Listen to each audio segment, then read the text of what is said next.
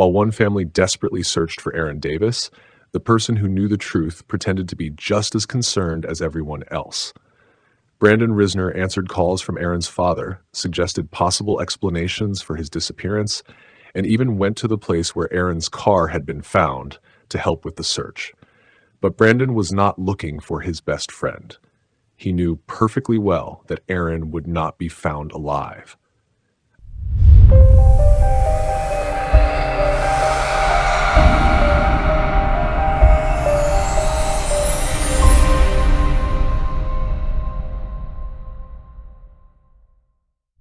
Hours earlier, he had killed him. And while everyone else tried to understand what had happened, Brandon was already focused on something else: cleaning the house, eliminating evidence, and building a story that would allow him to hide what he had done. Investigators would later find something especially disturbing on his phone.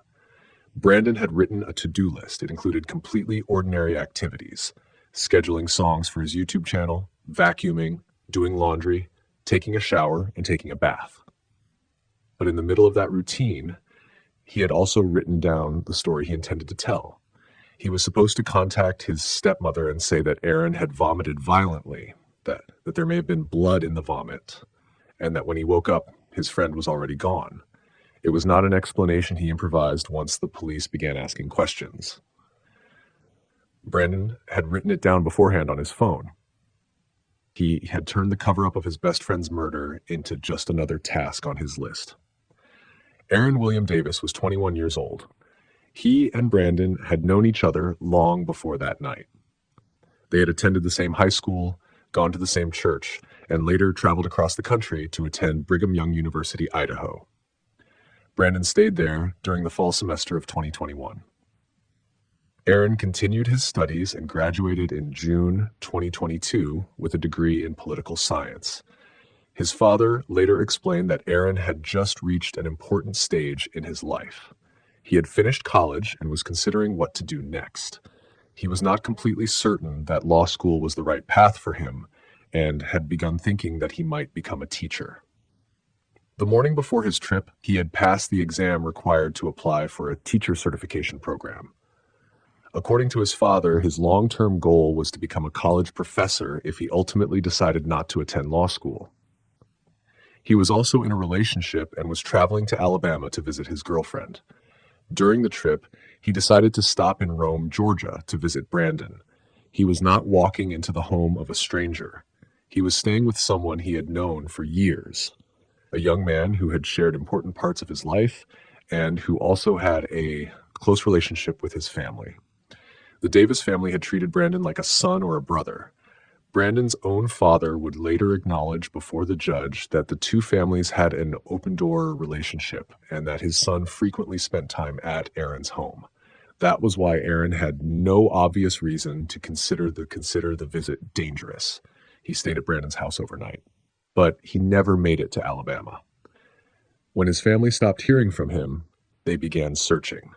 On November 12, 2022, Aaron's father received a call from the Rome Police Department. The car his son had been using had been found in a ravine near a park. The location made no sense. As far as the family knew, Aaron should have already been with his girlfriend since the previous day. His father immediately called Brandon because he knew Aaron had stayed at his house. Brandon acted concerned. He said Aaron had remained in Rome for an extra day and that at some point during the night he noticed his friend was gone. During later conversations, he began suggesting explanations. He said Aaron may have returned home to receive a video game console. He also told Aaron's father that his son may have been suicidal and might have tried to take his own life. He did not simply answer questions from a distance. Brandon went to the area where the car had been found and tried to search for Aaron along with everyone else. To the family, he appeared to be an old friend trying to help. But the investigation began to reveal a completely different reality. According to the reconstruction presented by prosecutors during the sentencing hearing, Brandon attacked Aaron inside his home. The forensic report documented 40 stab wounds, 6 to the head, 4 to the neck, 21 to the torso, and others distributed across his arms. There were also attempts to mutilate the body after death. One of the details prosecutors emphasized before the judge was the absence of defensive wounds on Aaron's hands. According to the prosecution, this showed that there had not been a fight between the two men and that Aaron had not expected the attack. He never had the chance to defend himself from someone he had considered a friend for years. After the murder, Brandon tried to hide the body and erase what had happened inside the house. He wrapped Aaron in sheets and blankets, placed him inside a suitcase, and later transported him in Aaron's car. He eventually buried him in a shallow, unmarked grave in a secluded location. Then he abandoned the vehicle near the park where it would later be discovered. But although he tried to make the physical evidence disappear, he left a detailed record of his actions on his devices.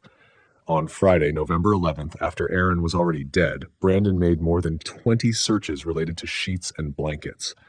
Prosecutors argued that he was trying to purchase replacements so the room where Aaron had stayed would appear unchanged. His searches continued. He looked up professional stain removers, whether Walmart sold duct tape, hydrochloric acid, secluded locations, and how to drain a washing machine. At around 6 p.m, he went to Walmart and purchased duct tape. According to prosecutors, it was the tape he used to secure the blankets wrapped around Aaron before burying him.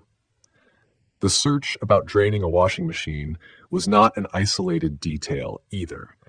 The following day, when officers searched the property, they found blood-stained sheets in the laundry area.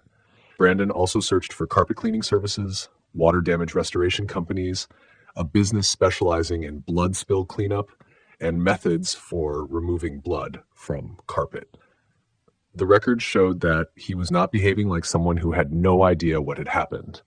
He was trying to eliminate the traces that could connect him to Aaron's disappearance. And while making those searches, he also continued with other parts of his life. He watched videos, worked on his music, and organized the songs he published online. That combination appeared clearly in the list found on his phone. First, he needed to schedule his final 3 songs. Then vacuum, do laundry, shower in his own bathroom, and take a bath. The reference to his own bathroom was important to prosecutors because the attempted mutilation had taken place in the guest shower. They believed his fixation on cleaning himself was connected to removing possible evidence from his body. Then came the story he was supposed to tell his stepmother. Aaron had vomited, there may have been blood, and then he disappeared. Phone records showed that Brandon called her the following morning. He followed the instruction he had written for himself. Another note on his phone contained lyrics describing someone screaming and choking on his own blood. During the hearing, the prosecutor said she believed those words were describing Aaron's death, but that was the prosecution's interpretation. The lyrics alone did not explain what had happened and did not amount to a direct confession. The clearest evidence was found in Brandon's actions. The searches, the purchases, the cleaning, the movement of the body, the abandonment of the car, and the false story he began telling. There was also his behavior toward the family. Aaron's father testified that Brandon acted concerned while suggesting that his friend may have taken his own life. At the same time, he told other people that he was doing better than ever. The family was trying to find a young man who had just graduated from college, who had professional goals, and who was traveling to see his girlfriend. Brandon, meanwhile, was trying to convince them that Aaron had left the house voluntarily. The search ended when authorities discovered what had happened inside the home. Brandon initially fled, but later turned himself in. Aaron's body was found in the place where he had been buried. The violence was so severe that his girlfriend was unable to see him again. During the sentencing hearing, she explained that part of her grieving process depended on being able to say goodbye to Aaron, touch his face, or hold his hand one last time. But because of the condition of his body, the family decided it would not be appropriate. She was only able to kiss the closed casket. She also spoke about the plans they had made together. They wanted to spend family holidays together, travel to the beach, get married, and have children. According to her testimony, Aaron especially wanted to have a daughter. Those plans ended inside the home of a man who likely would have been part of their wedding. Aaron's father described another kind of wound before the judge, the betrayal of someone their family had treated as one of their own. He explained that it was still difficult to accept that any of it was real. In his mind, Aaron sometimes still seemed to be away at college. Aaron's mother remembered the relationship he had with his siblings, especially Micah, the youngest in the family. Aaron often played with him and, shortly before his death, had repeatedly told him about a game he had chosen for them to play together. The day of the sentencing hearing was Micah's birthday. Aaron should have been there to celebrate with him. When it was the defense's turn, Brandon's parents asked the judge not to define their son's entire life by the crime. His father said that before the murder, Brandon had never shown violent behavior. He described mental health struggles, episodes of detachment, suicidal thoughts, and counseling. He also mentioned diagnoses of Tourette syndrome and obsessive compulsive disorder. The family argued that his actions had not come from malice, but from mental health conditions that, in their view, had not been properly recognized or treated. His mother asked for a sentence that would allow medical care and leave open the possibility that he might one day return to his family.